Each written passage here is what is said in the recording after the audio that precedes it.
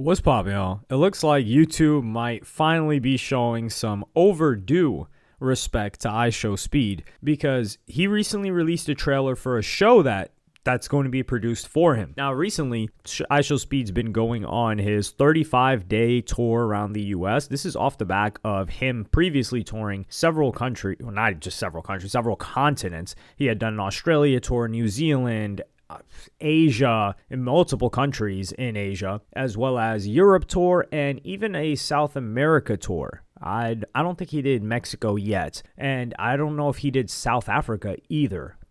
Did he go to South Africa? I'm not entirely sure. He may have done a date there, but he's done the biggest one yet, which is his home country of the US, 35 days. But unlike the other ones where he had peaked at 1 million viewers before, and I think that was in Indonesia, but it was one of his tour stops. In one of the countries, and he got over 1 million viewers, which is one of the most impressive feats that we've been able to see by an individual streamer. He decided to dual stream. Now, IShowSpeed was banned from Twitch for, I would say, at least 1.5 years, if not 2 years. Now, the banning on Twitch, I believe Aiden Ross somewhat allowed him to get banned. The banning on Twitch happened from a clip that came out of what he said on an Aiden Ross stream where he was brought on as a guest. And then it was just an indefinite suspension. This was a couple of years ago. IShowSpeed, he kept doing his thing on YouTube. He was always primarily on YouTube, and he just used Twitch to be able to be a guest, and this held back Speed. Now, granted, he still blew up like crazy, but if he was able to collaborate with people that were on Twitch, it would have done wonders for his streaming career. He's really the biggest streamer to make it out of YouTube. So he started dual streaming, which is something that Twitch didn't used to allow. Twitch, if you were a partner, you had to exclusively stream on Twitch. You couldn't stream elsewhere. They got lax on that rule. And when streaming as an industry got more competitive, they had to adapt, which is good. It's great for the content creators. But it's competition for YouTube because Speed's home is YouTube. So they're like, we just can't let him keep cooking on Twitch. We got to keep our mans. We got to keep our boy happy. And that's when this show came out, the trailer for it. So I'm going to play you guys the trailer right now, and we're going to get into it. And also somebody else who has a lot of experience in the industry and streaming has to say about it. I think I'm live now. What's good, y'all boys? I'm out, boy. All the work it took me to get here.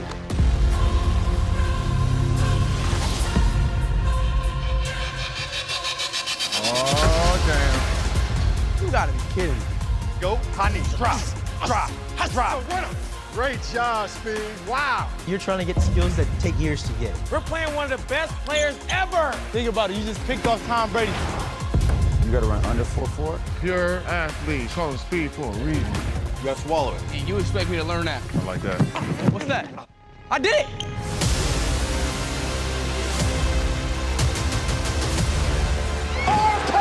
What the hell we about to do today?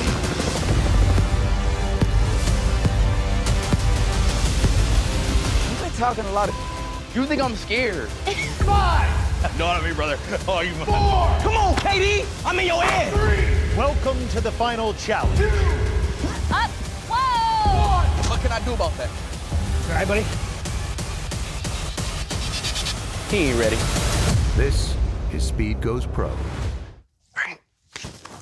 Oh! No, wait, talk about... I farted. So off rip, this is very, very entertaining, and I think it's a very, very cool concept. It all has to do with athleticism. Speed has been considered, and there's a storyline of him just being faster than everybody. It's in the name. IShowSpeed. He's trying to race everybody. He's called out several times like Olympic athletes. There are times when he's lost races, and this is the opposite of what we had with Jake Paul. With Jake Paul, it was, this guy's a boxer. When is he going to fight a real boxer? When is he going to fight a real boxer? And then the minute that he fought a real boxer, he lost, and it wasn't even close. There wasn't even a comparison, and he was still able to sustain the hype, but everybody knows that Jake Paul lost. Like, the idea and the mystique around Jake Paul of being a boxer, it's gone. Now it's just entertainment value of him being able to get in the ring with someone else that's a very big name. In the most recent case, it's Gervonta Davis, who is one of the best boxers of all time, but he's 80 pounds and 8 inches shorter, 80 pounds less and 8 inches shorter than Jake Paul. So we're just seeing freak fights. It's entertainment at this point. But with Speed, even though he's lost races, people don't really remember any of the races lost. They just remember him beating everybody or people being scared to race him. And he's called out certain track athletes. He's called out other people. And, the guy hits backflips. So it's his brand. And for him to collaborate, especially keep in mind, the guy loves football, soccer in America. So for him to do sport and to do it in collaboration with the best athletes, like you got gold medalists like Sonny Lee in here, and you've got him doing things that he wouldn't usually be comfortable. Like, we don't see Speed hoop like that. We've seen him play, I think he played at the Sidemen match, the charity game, which is one of the biggest events of the year. We've seen him, and we've seen people like Logan Paul transition into something like wrestling, WWE, with the entertainment value, the personality, and him really being able to hit those stunts. I mean, his brother Jake Paul says he's going to be one of the best wrestlers of all time. I don't know, because I haven't followed wrestling for a very long time, since maybe at least 15 years, maybe even 20 years. Actually, no. I was younger than that. So at least 15 years. So I don't know how good he is now, although people do seem to give him his props. Logan, that is, both, and I Show Speed. I think that's an example of somebody that can do something athletic that is also tied to entertainment. And racing has just been that as of yet. But Agent, who is one of the co-founders of AMP, where you've got the biggest content creation group, especially independent one, that came up on their own, didn't piggyback off of or come off of a legacy like FaZe. Not knocking FaZe, but we're just giving credit where credit is due to AMP here. He had this to say about the trailer. You ready? This is Speed Goes Pro. And it's presented by Yo, I'll be honest. Premieres. Wow, it is a show. I'll be honest, YouTube, hold on now. That's a bag. I know, like YouTube know how to treat gang. YouTube know how to treat bro. Nah, that's smart. They saw this co-streaming and they're like, nope. Nope. Yo, damn, that's a good series idea too. Like, if anybody was gonna do some this, it's gonna be Speed, and this is all we want to see him do. That's fire. Good for Speed, man. Hopefully the exclusively. Yeah, I know they're not gonna. I'm assuming they funded the whole like they paid for everything. So like, they're not gonna pay for everything and be like, yeah, bro, you could put that everywhere. This was, of course, filmed before Speed decided to multi-stream, but it is keeping him on the platform, and it's exclusively made for the platform. Now, they contracted out a production company, OBB in this case, that handled all of the filming and things like that. But there was a show that was similar to this years ago. If you guys remember it was a short show. You can find the episodes on YouTube called The Tim Ferriss Experiment, and he would just work with professionals in certain fields to get really, really good at things. Now, it wasn't all athleticism. One of the episodes that was really interesting. There was a surf one that was more athletic, but there was also one where he had to learn Tagalog, which is the Filipino language, and he had to conduct an interview, a 5-minute interview, within less than a week. So he had to learn that language and be able to be on television doing an interview in that. And that was the premise of the show. But with YouTube, I think this is great because the last time YouTube did something like this, it was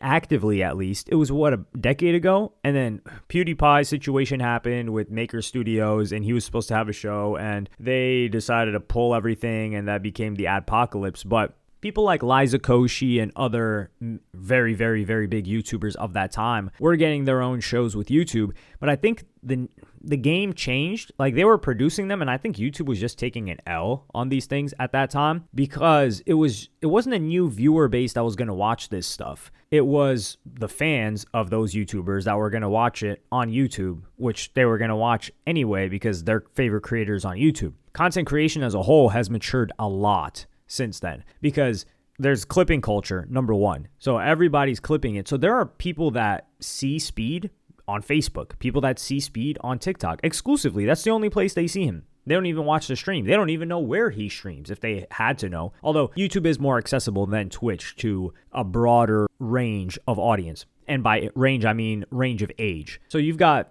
those as an example. YouTube TV is also a very big thing now. A lot of people watch on TV. That was not a thing. YouTube TV as a product also wasn't really a thing 10 years ago when they were producing these shows for these people. And Speed is arguably one of the most recognizable faces on earth right now for a younger audience. You could even say an older audience, but with what he's done in each country, it's the most viral thing when he's there. And he's gone to a lot of countries, and he probably plans to go to more countries. So them putting him as the face works wonders. The way Agent kind of frames it is he's kind of taking a little bit of an elbow, a fun elbow at Twitch of like, damn, yo, YouTube really treat people good, man. I don't know. Who else is YouTube doing something like this with that we know, right? There are probably people in other languages that we have no idea that maybe YouTube's done something with them. But I think Agent is just like, yo, Twitch, y'all got to tap in a little bit more. Although Twitch does show a lot of love, and I think Kai Cenat is an example of really the first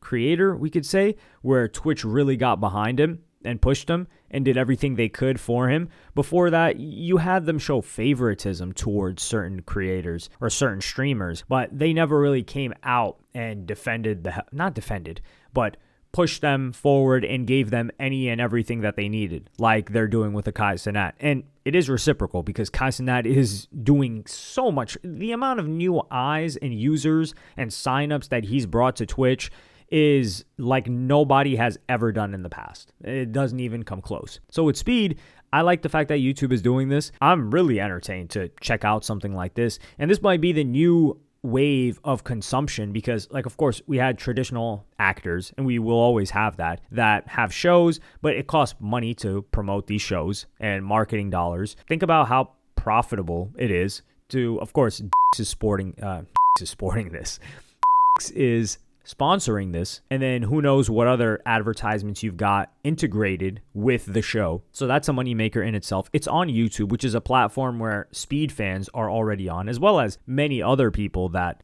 may know of Speed, but don't know what the show is about. And then it's exclusively on YouTube. And then the clips that will get spread of it, I don't know if they're going to copyright it. That's one thing that I'm interested to see how that works, because I do think the dynamic, this is just more of a boring conversation. It's a more boring businessy conversation about how I think clipping is going to affect the monetization of content, especially with like rights holders in the future, because a lot of people are just never going to watch a stream and they're only going to watch clips. And there are a couple that will transition from clips to streams. And I think something similar will happen with music, where clips of music is very, very hard to come by. A lot of them get taken down, but that's some boring stuff. Y'all aren't trying to hear any of that, but I'm excited for this. I'm looking forward to, I don't know what Twitch could do. Twitch can't really do anything different. Ebuy, they actually helped Ebuy too. You could say they got behind him for these huge events that he throws. But Ebuy's a Spanish-speaking audience. So for Kai, I would say they've given him the most support of a